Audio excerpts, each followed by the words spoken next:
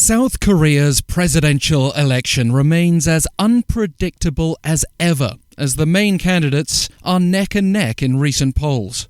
In just 30 days from now, voters here in Seoul and around the country will have the final say.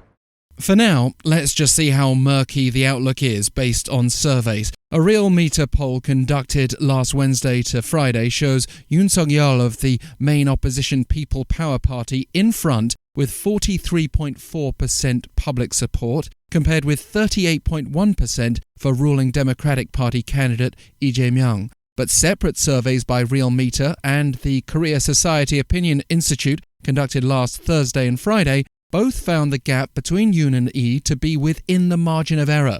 Consider that last November, Yoon held a double-digit lead, as did Lee as recently as early January of this year. And a further Real Meter poll shows that a quarter of respondents changed who they were supporting after watching last week's first TV debate between the top four candidates. Ahn-Cheol-soo and Sim-Sang-jung in third and fourth respectively, based on polling data, could also yet have an impact. But I'll come on to that in a moment.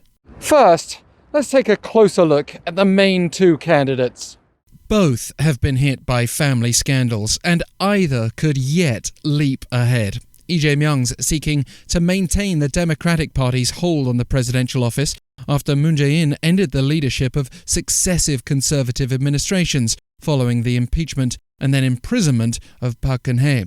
He's known for his support for a universal basic income, but he's also making customized pledges for individual cities and regions, which may convince some that he has their interests at heart. He's also stressed the importance of steering the country through the climate and COVID-19 crises. But with the Moon government criticised for its real estate policies, under which the average price of homes in the Seoul area has doubled, Yoon represents regime change. He'd also make some significant changes on the foreign policy front, having indicated warmth towards Japan, frostiness towards China, and hawkishness towards North Korea. But perhaps Ahn-Cheol-soo holds the trump card, no pun intended.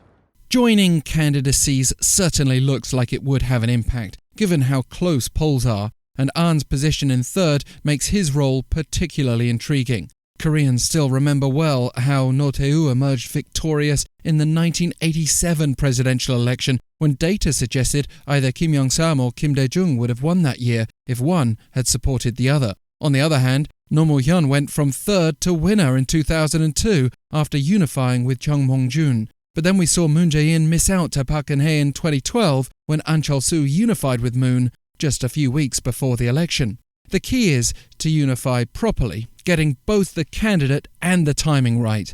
But history isn't everything. Analysts think this election could well be decided by swing voters in their 20s and 30s who don't have the same ideological attachment to conservative or progressive camps as older generations. And so in these next few weeks, it could be to them that the main candidates will be speaking most directly.